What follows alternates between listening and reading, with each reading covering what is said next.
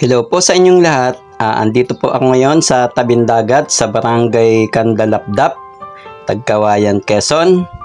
So, ang ipapakita ko po sa inyo ngayon, ayun pong sandbar. So, nakikita lang po ito tuwing maliit po ang tubig o humihibas. So, ngayon po ay alauna pa lang ng hapon. At sabi alas 8 ng gabi, so hihibas ito ng husto, liliit ng husto ang tubig. So titingnan ko po kung hanggang anong oras ako pwede para makita, makuhaan ko ng video. Pero bago ang lahat ay inaanyayahan ko po kayo na mag-subscribe sa ating channel. Paki-click nyo po, andyan lang sa baba ng video, at isama na din po nyo yung bell at yung all. Paki-click nyo na din po. So yan pong nakikita nyong putol na kahoy na yan, ayan po ay diretso doon sa isang maliit na island na kinatatayuan ng lumang parola na ngayon po ay hindi na po ginagamit kasi sinaunang parola po yun. So mini-maintain po yan ng bayan ng Tagkawayan para po tourist attraction. Ano po? At ayan po, kung nakikita nyo, yan po yung sandbar. Unti-unti na pong lumiliit ang tubig. Ngayon po ay mga siguro 2:30 na. At ako po ay nakaakyat po dito sa puno. May malaki pong puno dito. Katabi lang po nung nakikita nyong kahoy na yan. Nandito po ako sa taas. Ayan o, nakikita nyo. Kasi po pagkakalipas ng ilang minuto, ibinibideo ko po siya. Kaya yan, nakikita nyo. Utay-utay naman, nakikita nyong lumiliit ang tubig. At binabati ko si Joshua, Heda, si Niel, si Elise, si Pebby, si Gwen, si Lisa, si Sunshine na nasa Cavite ngayon, at Cheryl. So, sa inyong lahat na mga nanonood, hi sa inyong lahat.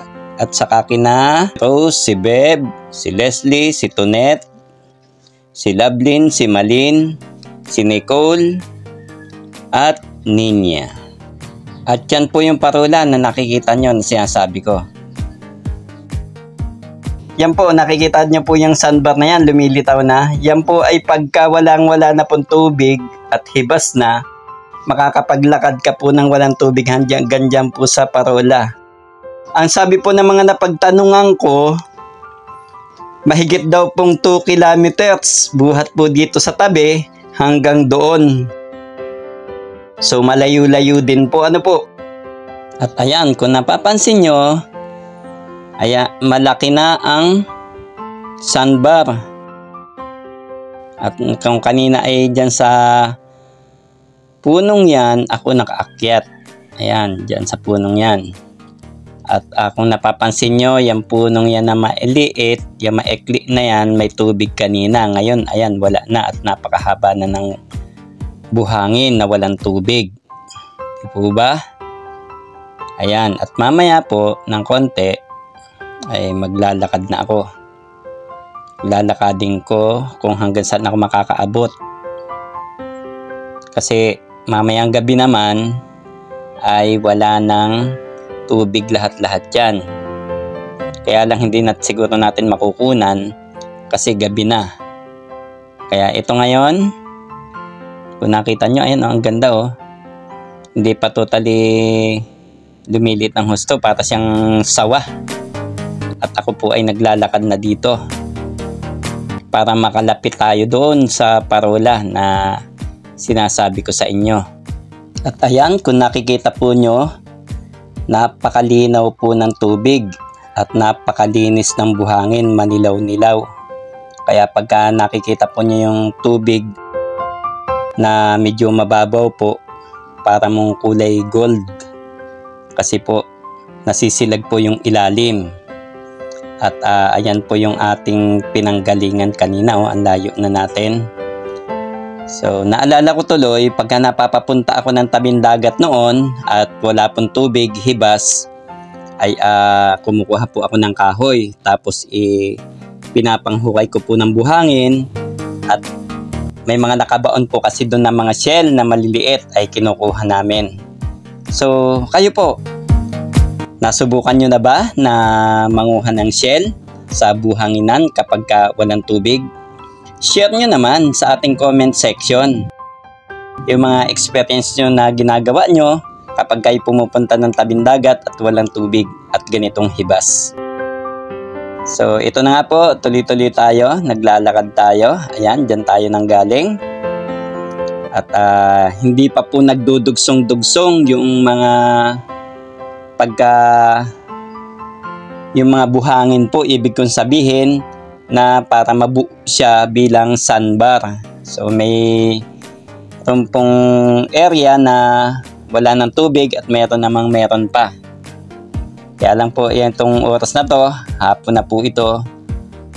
At basta bibilisan ko lang po na kahit na po may tubig ay tuloy-tuloy lang ang lakad ko para makalapit doon. Ayan po na aaninag nyo.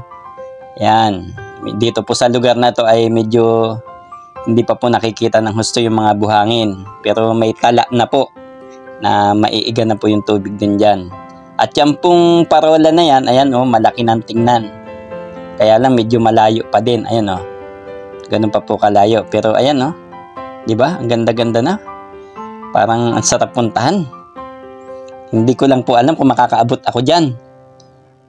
Pero ayan, may bakod pala po dito sa dagat, ayun ngayon ko lang nakita yan, hindi yan nakikita sa camera. Nakikita lang ang parola na yan. At napakagandang pumunta dyan siguro. Hindi ko po alam kung makakaabot ako kasi magagabi na po. Susubukan ko lang na makalapit pa. At kung hindi man ako makapunta, sa ibang pagkakataon, sasakay na po siguro ako sa bangka para sadyain lang yan na mapuntahan. Kasi po iyan nakikita nyo. Medyo dumidilim na po. Ayan, ang ganda-ganda, ang lapit-lapit na natin. So, sa tingin ko po, napakaliit lang niya ng isla, pero ayan po, may mga puno naman. Masarap puntahan. Kaya lang, napakalayo pa po, kita nyo. Ayan, malapit lang tingnan pagka ipinopokus natin yung camera natin. So, maalala ko, pinabati ko din si Sweet at saka si Mile. At gabi na, babalik na po tayo dun sa tabi sa ating pinanggalingan. Kasi malayo po yun. Pag inabot tayo ng gabi, wala naman tayong ilaw. At malalim na din po dito sa kinatatayuan ko. Ayan. So, gaya po ng sinabi ko, sa ibang pagkakataon, magbabangka na lang po siguro ako. Kasi ngayon po ang hibas, lagi na lang gabi. Kaya po ito, nagmadali na po ako maglakad at kinukuhanan ko na lang po yan, ipinopokus ko na lang po yung isla na yon na maliit at malapit na ako dito sa tabi. Naglakad na po ako pabalik. At wag muna po yung escape ang video kasi po ipapakita ko pa sa inyo ang BNN Beach Resort na madadaanan po natin sa tuwing pupunta kayo dito sa Sandbar. Ayan. At maraming salamat po sa inyong suporta at panonood. Kung nagustuhan nyo ang video natin ngayon, pwede po ba mag-like kayo at pakishare na din po itong ating video at huwag po nyong kalilimutan mag-subscribe. Andyan lang po sa baba. Paki-click nyo na lang po yung ating subscribe button dyan at yung bell at yung all. At ito po ang Victor TV at ako po si Vic Silva. At hindi pa po tayo tapos, dadaan pa po tayo sa BNN Beach Resort na andito po. Isa pong magandang resort at kaya po panoodin po ninyo, tapusin po ninyo ang video na to hanggang dulo. Salamat po!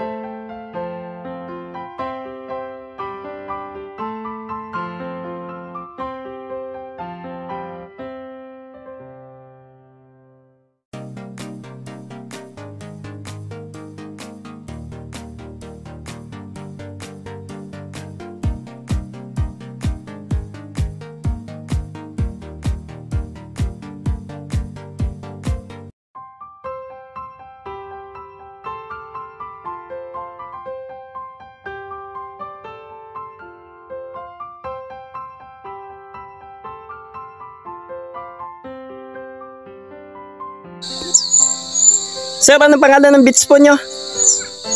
BNN. Beach Resort. Ano ma'am ulit? BNN. B And N N. Okay. So, ito po. Yung pala pong sandbar ay alas 8 pa ng gabi makikita para makapunta ka dun mismo sa Parola. At ang dadaanan po nyo ay itong beach resort ni, ano nga pong pangalan si ma'am? Maming Inisencio. Yun. So, ito po ay pwede po nyong pasyalan. So, napakadami po nitong mga kubo na pwede nyong tuluyan. Hindi kayo masisikipan. May bahay na pwede mag-overnight sa bahay.